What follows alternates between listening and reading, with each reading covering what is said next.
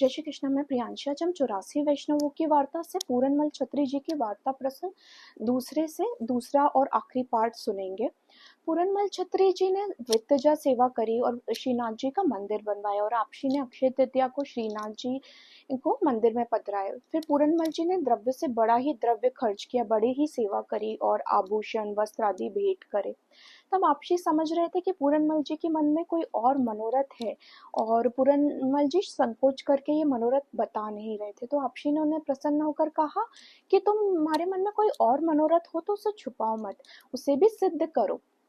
तब आप श्री से पूरनमल जी ने विनती करी, महाराज मेरे मन में मनोरथ है कि मैं श्रीअंग पर अर्घ्य समर्पित करूं, अर्घ्य लगाऊं। तब आपशी ने कहा तुम्हें जिससे सुख मिले तुम वह करो। और फिर बड़ा ही सुगंधित अर्घ्य पूरनमल जी ने सिद्ध करवाया और श्रीअंग पर समर्पित किया और आपशी ने कृपा करके प्रसादी ऊपर न पूरनमल जी को उठाया।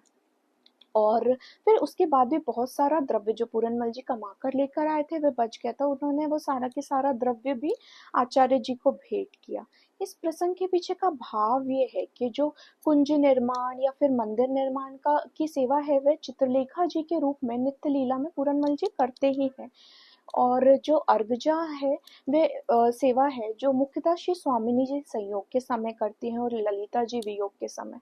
तो आप श्री की कृपा, जिनको वो श्री स्वामिनी जी के रूप से देख रहे थे और श्री स्वामिनी जी इनकी कृपा से उन्हें ये सेवा प्राप्त हुई और उन्होंने अर्गजा सेवा भी करी और उनका मनोरथ सिद्ध हुआ। और जब आपशी ने उन्हें प्रसादी ऊपर ना उड़ाया, जो उनका लौकिक देह था वह अलौकिक मानसी सेवा के योग्य बन गया।